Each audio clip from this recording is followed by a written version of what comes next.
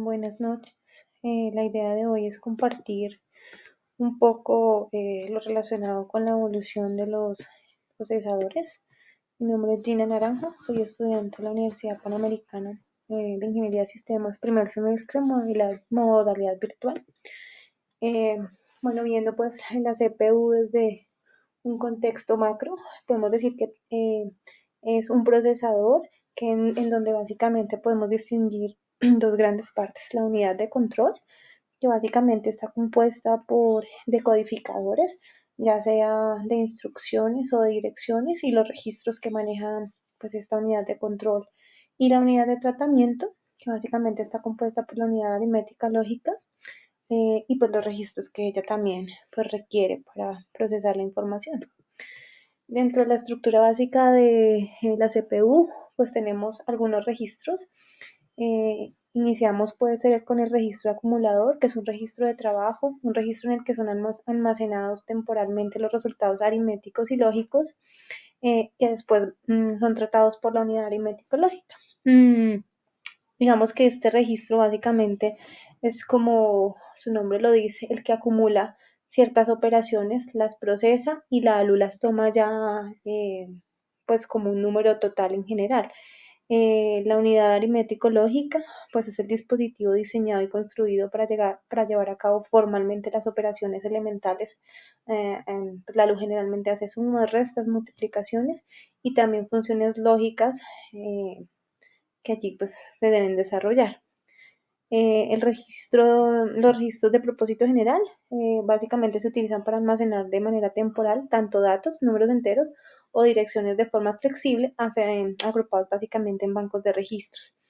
Los registros de instrucción, básicamente después de que se ha obtenido una instrucción como tal de la memoria, la CPU lo almacena en este registro y esta es decodificada y usada para activar pues varias líneas, y el dispositivo que traduce la instrucción en acciones, pues básicamente es el decodificador. Eh, También tenemos otro registro como el contador del programa.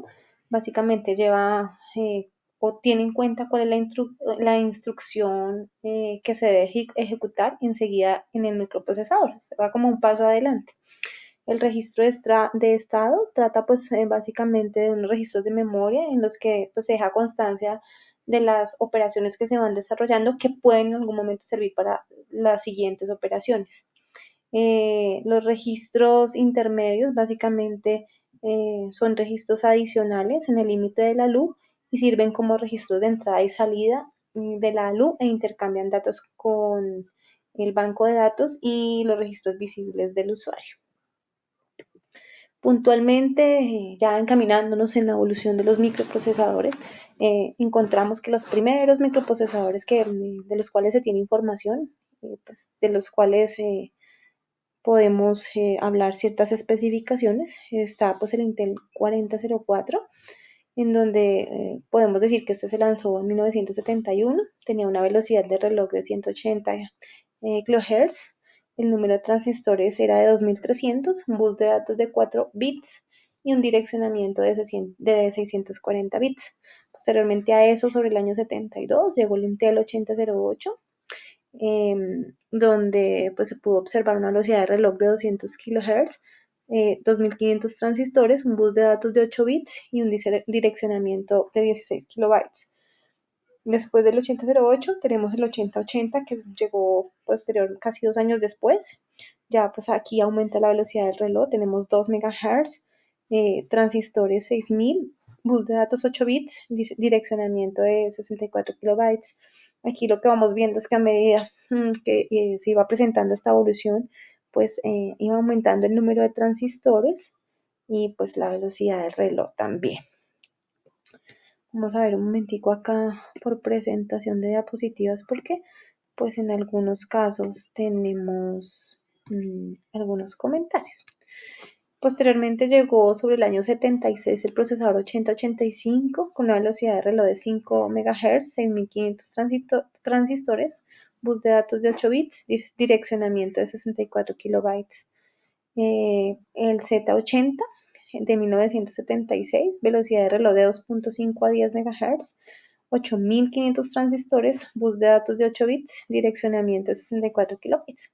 El primer modelo que se observó de este Z80 fue el Radio Shack TRS-80. Luego llegó ya la primera generación como tal, el procesador 8086 del 78, con una velocidad de reloj de 5 MHz a 8 MHz, con 29.000 transistores, un bus de datos de 16 bits, un direccionamiento de 1 MB. El 8088, un año después, con una velocidad de reloj de 5 a 8 MHz, 29.000 transistores, bus de datos de 8 bits y un direccionamiento de 1 MB.